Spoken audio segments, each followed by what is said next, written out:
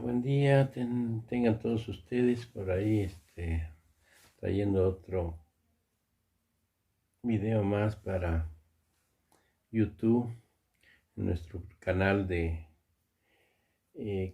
YouTube, Nelter de la Cruz. Ahí le pedimos un like, suscribirse a la campanita. Pues vamos a escuchar a la mañanera del presidente López Obrador. Y pues a ver si nos da tiempo también poner algún artículo de las noticias más sobresaliente. Cuídense mucho, está dura la pandemia, más aquí en el Distrito Federal y Puebla. Entonces, el atento llamado que hace López-Gatell, López Obrador. Cuídense. Empezamos. Quería comentarle que en el estado de Querétaro he estado documentando, lo voy a poner como en contexto, lo que ocurrió en las elecciones de 2018, donde hubo un municipio federal de Querétaro que lo ganó, fue mayoría de Morena, y de ese distrito federal 3 fueron de Morena.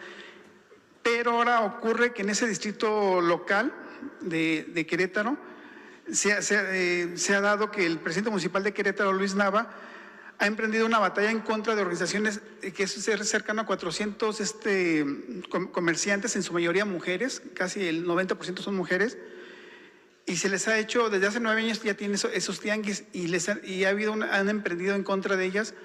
Les meten a la Guardia Municipal, a los inspectores, para no dejarlas trabajar. Y es como se ve como que fuera una acción en contra de la gente que en su momento votó en favor de usted en el 2018. Ese municipio fue muy reconocido porque fue muy de Morena, ¿no? Pero parece que ahorita hay una cuestión muy en contra de ellos, de ese municipio. Yo lo tengo documentado, fui y lo verifiqué, cómo llegan inspectores y no los dejan ni siquiera instalarse, y llega Guardia Municipal, y ya no tienen ninguna otra forma de cómo operar esa gente en esos municipios. No sé si en el municipio de Querétaro, en esa sección, no sé cómo se les podría apoyar este grupo de comerciantes ahí en Querétaro. Bueno, vamos a ver con Leti Ramírez que recoja la petición, la demanda, ¿sí? La denuncia que estás haciendo, y a ver cómo podemos ayudar. Okay, independientemente de lo partidista, sino el derecho que tiene cualquier persona, cualquier ciudadano a buscarse la vida, ¿sí? De manera legal. Sí, yo por eso primero fui a verificar quitarlo la parte partidista en todo esto, y ver realmente la necesidad de la gente, ver cómo viven, en qué zona viven, y si efectivamente ha sido una zona de comerciantes, de tianguistas desde hace muchos años. Primero traté de constatar esa parte y lo verifiqué que así fue, y también constaté esa parte que ha habido ese hostigamiento del municipio de Querétaro hacia ese grupo de personas, por eso. Lo vamos a ver. Gracias. Muy bien. Buenos días, presidente. Buenos días, soy Rocío Jardines, Teleurban y W Radio. Preguntarles acerca del tema, 2 asuntos. ¿Cómo ha estado el resultado de las personas que han pedido ayuda ante esta situación del COVID y que no han podido pagar sus créditos? ¿Cuántas personas solicitaron esta ayuda y cómo va pues este tratamiento? Y también saber qué está pasando con las viviendas que han sido tomadas, sobre todo por agrupaciones como Antorcha Campesina y otras, donde pues la gente sigue pagando sus créditos y no está viviendo en esas casas porque ya fueron tomadas antes de que ellos pudieran cambiarse. Esto sobre todo en Tecámac está pasando. Gracias. ¿Ustedes? ¿Sí? Es en Tecámac, ¿no? Básicamente. Si me permite, presidente, respondería también la primera. Sobre el caso de COVID, tuvimos habilitado desde abril hasta agosto la posibilidad de que los trabajadores que perdieran la relación laboral pudieran pedir prórrogas sin intereses de sus créditos de hasta 6 meses. Ahí se beneficiaron cerca de 300,000 personas que solicitaron estas prórrogas. Y por otro lado, tuvimos empleos que se mantuvieron en la planta laboral del sector privado, que eran 100,000, pero que las empresas entraron en paro técnico. Es decir, es un proceso que está en la Ley Federal del Trabajo, pero se permitía a las empresas llegar a un acuerdo con la representación de los trabajadores o con los trabajadores en lo individual de tener una reducción salarial. Esto es algo que se dio sobre todo en las plantas maquiladoras del norte. Y lo que hicimos ahí fue que si nosotros descontábamos el crédito cuando al trabajador le habían afectado su salario precisamente por la pandemia, pues imagínense cómo dejaríamos al trabajador en cuanto a liquidez. Entonces hicimos ahí un programa para que todas las empresas que anunciaran un paro técnico tuvieran una suspensión de cobros, y una vez que se reactivara o se abriera la planta, porque ya muchas plantas están abriendo, ya están recuperando empleos en el país, pues se pudiera ya cobrar de manera normal. En total, 450,000 trabajadores en estas dos modalidades obtuvieron algunos de los apoyos del caso de COVID. En el caso de las viviendas invadidas, efectivamente tendríamos que revisar si pertenecen o la titularidad del crédito está dentro del instituto, y sí, pues digamos, señalar que un acto ilegal como ese pues se tendría que denunciar, y en su caso ver con los vecinos, quienes sean titulares de crédito, que son titulares de la propiedad, pues que mantengan la propiedad. Sí, se han dado en Infonavit y también en Foviste sobre todo. Okay. Bueno, sería lo corresponde Infonavit. Sí. Señor presidente, en lo que corresponde al Foviste, bueno, ¿qué no se ha dicho? Se liberaron todos los créditos del año, se simplificaron los procesos, se digitalizaron, se hicieron mejoras continuas para que sea muy fácil desde casa pedir su vivienda. Eso fue en cuanto a lo que hemos aplicado en este tiempo tan difícil. Y por supuesto dimos a conocer en las vespertinas una serie de 6 programas muy puntuales para vivienda rural indígena, para trabajadores de la salud, donde afortunadamente fue un tiro de precisión para poder colocar todos los créditos y terminar el 100% este año. ¿Algo más? Sí. ¿Perdón?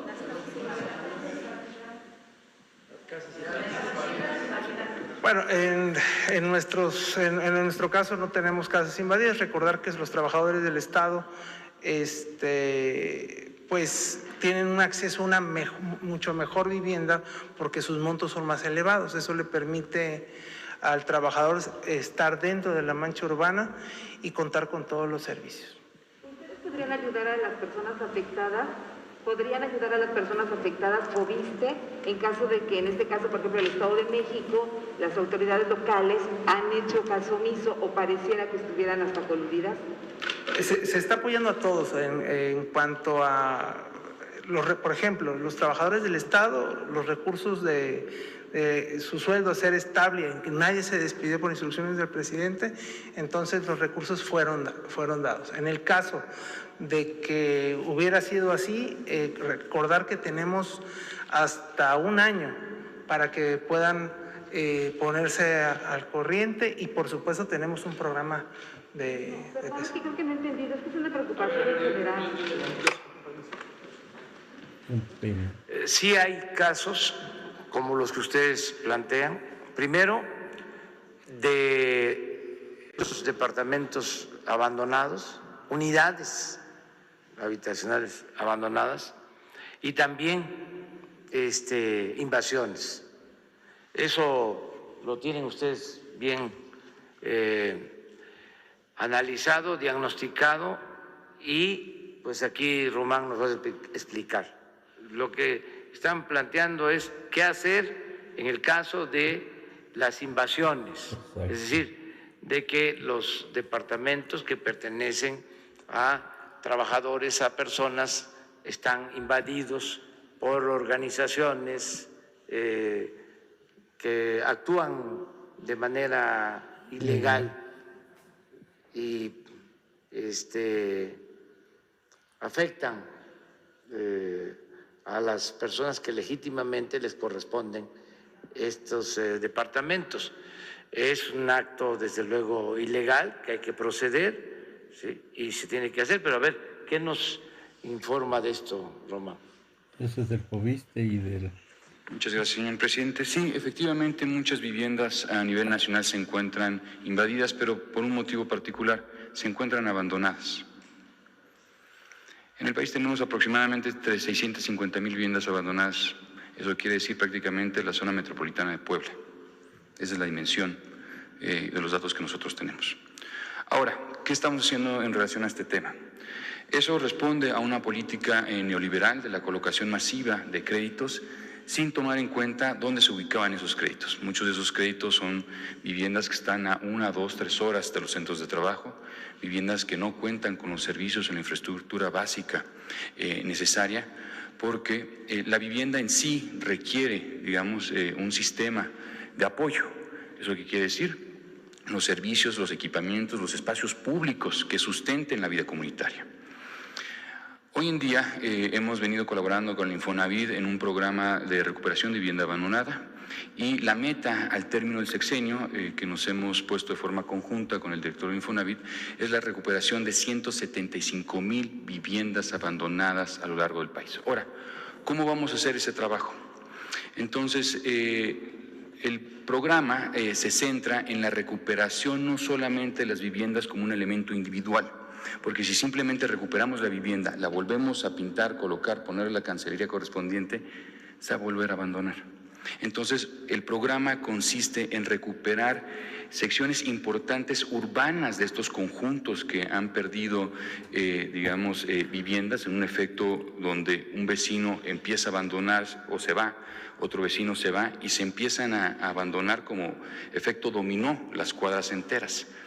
Entonces, lo que nosotros buscamos en ese programa es poder terminar el sexenio yéndonos a donde tenemos la mayor concentración de viviendas abandonadas, haciendo un plan maestro que dictamine no solamente la recuperación de la vivienda, pero la recuperación del parque, de las manzanas, de las cuadras, de las calles, de los servicios básicos, si se requiere una escuela, que se vuelva a implementar una escuela en esa colonia. Entonces, es parte del trabajo que venimos haciendo desde el gobierno federal en este programa, que la meta de los 650,000 viviendas abandonadas a nivel nacional es la recuperación de 175,000. Ese es, digamos, el universo factible que se puede llevar a cabo.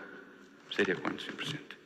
Gracias, presidente. Preguntarle en temas generales, si me permite. A ver, nada más, es muy importante este tema. Imagínense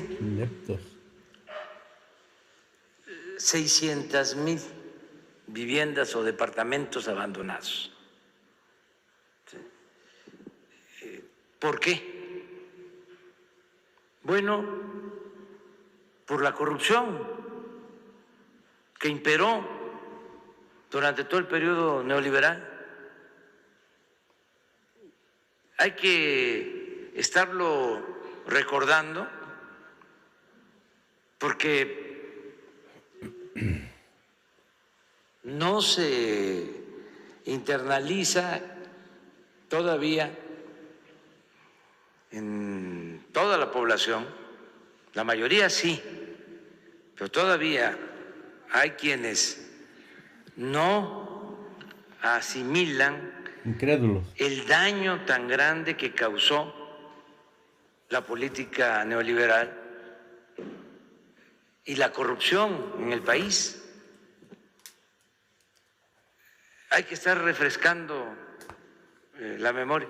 ¿Se acuerdan de los anuncios que hacían los gobiernos de 1 millón de departamentos y de no sé cuántas unidades habitacionales? Y metidos en los negocios de construcción de unidades habitacionales, políticos, familiares de políticos. Me da pena, pues, decirlo aquí, pero ya la gente imagina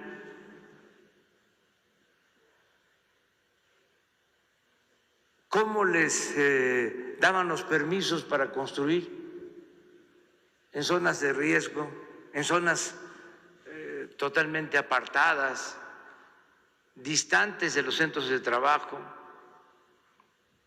Luego, malas construcciones,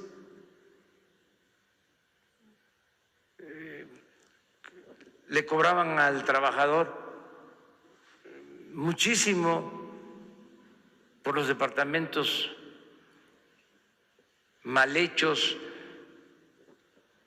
30, 40 metros cuadrados, donde no había transporte, incomunicados completamente, destruyendo cerros, construyendo en barrancas y fluyendo el dinero para estas empresas. Y el resultado, pues ahí está.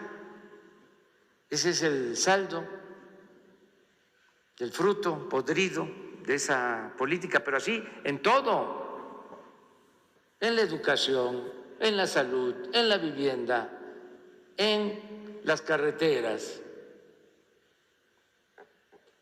en todo. Salud.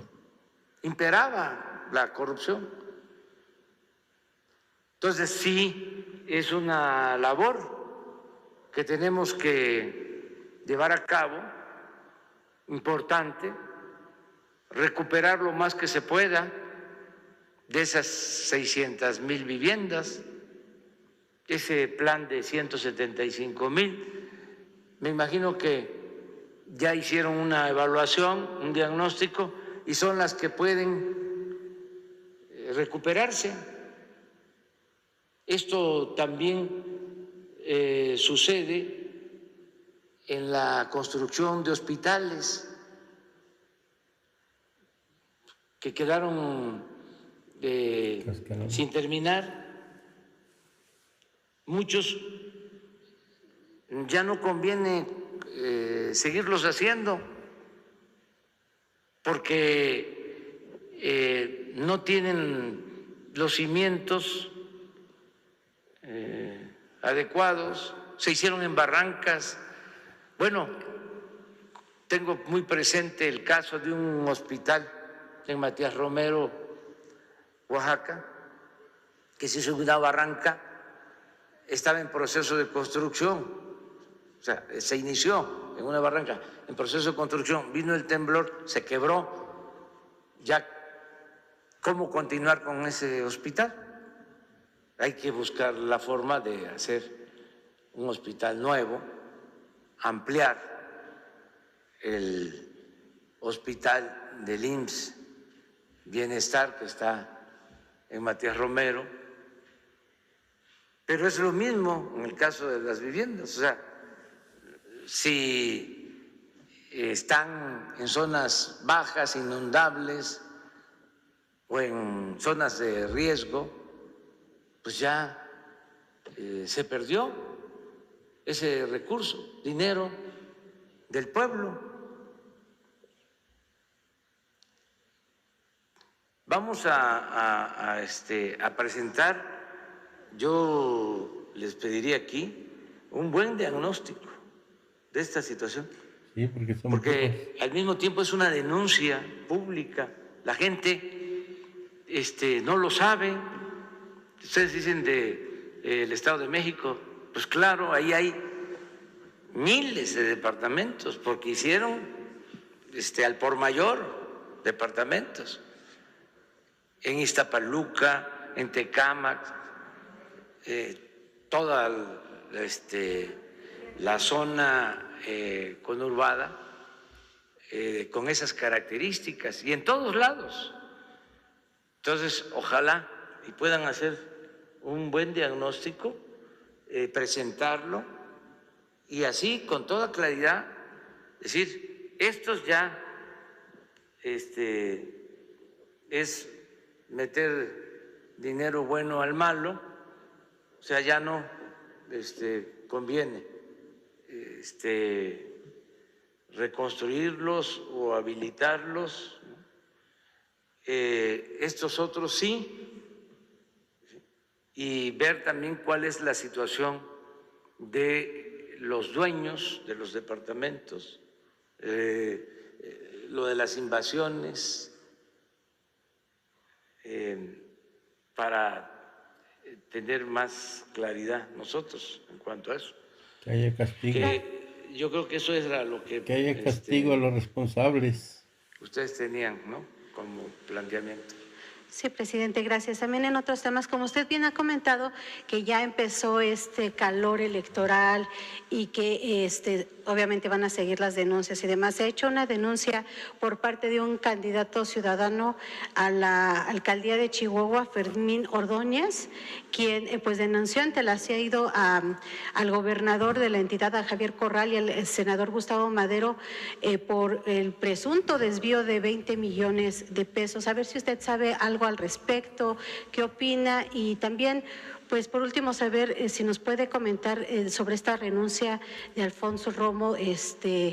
Pues se da en medio de algunos comentarios de que él ha hecho críticas a su administración, donde envió un mensaje de que pues está queriendo gobernar en una economía que está más por abajo que por un crecimiento. Muchas gracias. Bueno, sobre lo primero, mire, nada más informar que existe la Fiscalía para atender delitos electorales, porque es importante que se sepa. Si le preguntamos a los ciudadanos sobre las oficinas de gobierno, las dependencias de gobierno para atender los distintos asuntos, la mayoría de la gente no conoce ni siquiera que existen esas oficinas, porque se crearon no para servir al pueblo, sino para otros propósitos. La gente no sabe que existe pues una oficina para la transparencia, otra oficina para defender a los contribuyentes, otra oficina para defender a los consumidores, otra oficina para combatir la corrupción, otra oficina para combatir los fraudes o los delitos electorales. Hay de todo, pero o no se conoce de que existen o no funcionan, y hay que ir informando sobre estas oficinas que existen para atender los distintos problemas que se presentan. Hay una fiscalía para denunciar delitos electorales, y también ya los delitos electorales son delitos graves. Entonces, esa fiscalía depende de la Fiscalía General de la República. Existe esa fiscalía para combatir delitos electorales, y existe otra fiscalía para combatir la corrupción en la Fiscalía General. Entonces, ahora que vienen las elecciones, si se sabe de que están comprando votos, de que están utilizando dinero del presupuesto para favorecer a candidatos, a partidos, hay que denunciar.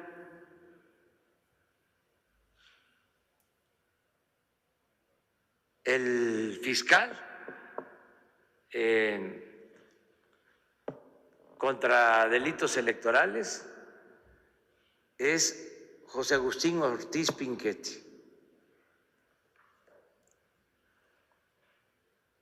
Vamos a presentar mañana, es independiente, pero la dirección y todos los datos, todos los ciudadanos sepan a dónde presentar una denuncia, porque si no, pues esa dependencia pues estaría ahí como adorno, como florero.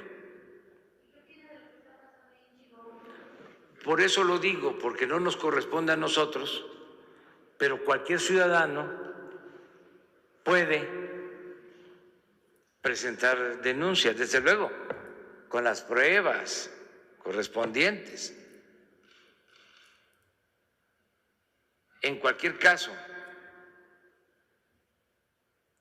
porque se van a estar repitiendo estas preguntas en estos tiempos, entonces que se sepa que se debe de acudir a la Fiscalía.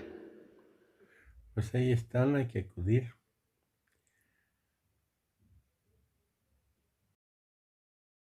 Aquí miren, tenemos esta noticia. Enrique Peña Nieto siempre tuvo conocimiento de la corrupción a alta escala. ¿Quién lo dice?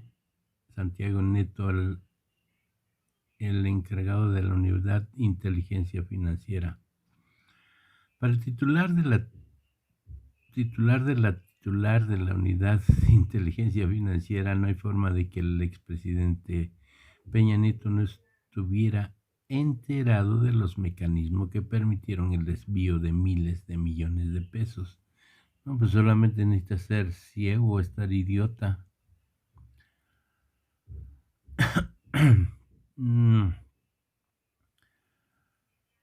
Durante su sexenio firmó Santiago Nieto, titular de la UIF. En entrevista en La Jornada, Nieto Castillo comentó que los mecanismos de desvío de recursos públicos no hubieran podido hacerse sin la aquiescencia o la instrucción de personas encumbradas en el poder. Pues ahí está.